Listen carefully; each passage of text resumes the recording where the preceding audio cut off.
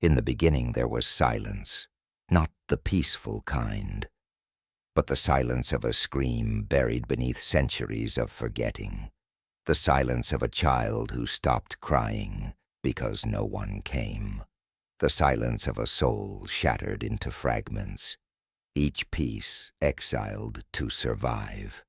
This is where we begin. Trauma is not just what happened to you. It's what never had the chance to happen. The embrace that never came. The voice that never soothed. The boundaries that were shattered before you even knew you had the right to say no. It's the invisible wound. The one that festers in the dark, revealing itself in addiction, perfectionism, emotional numbness, people-pleasing, or rage that comes without warning. But Jung said, what you resist persists, and what you do not bring to consciousness will appear in your life as fate. So we crafted masks. We called it personality. We learned to smile in pain, to be quiet when we wanted to scream, to perform love to avoid abandonment. This mask, your persona, is not who you are. It's who you had to become to be accepted.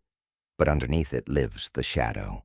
All you repressed, all you were told was too much, too sensitive, too angry, too needy. The shadow holds your rawness, your forgotten voice, your wildness, your grief.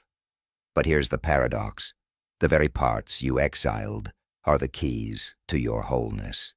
Healing is not about becoming something new.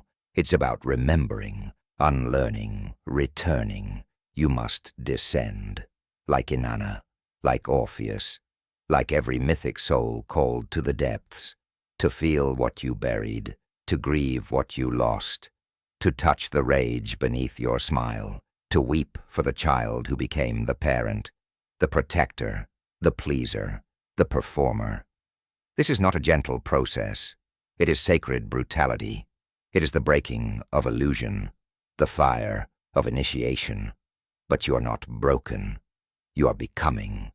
Your trauma lives in the body, in clenched jaws, in shallow breaths, in stomachs that twist at intimacy. The body keeps the score, and so the body must be part of the healing, not through logic, but through breath, through stillness, through trembling hands that are finally allowed to shake when you stop running and sit beside your pain. You begin to teach your nervous system, I'm not there anymore. I survived. I'm safe now. This is how you reclaim your body and return home to it. Shadow work is not about drowning in darkness. It's about reclaiming the light that lives in it. You are not just your wounds.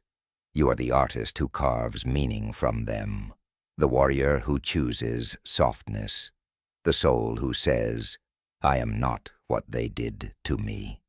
Integration is wholeness. It is when your inner child stops flinching, when your inner critic becomes your inner guide, when you no longer abandon yourself to keep others close. Healing is not linear. You will revisit the same lesson in deeper spirals. You will cry over things you thought you were done with. But each time, you meet yourself with more compassion, and that is the measure of healing.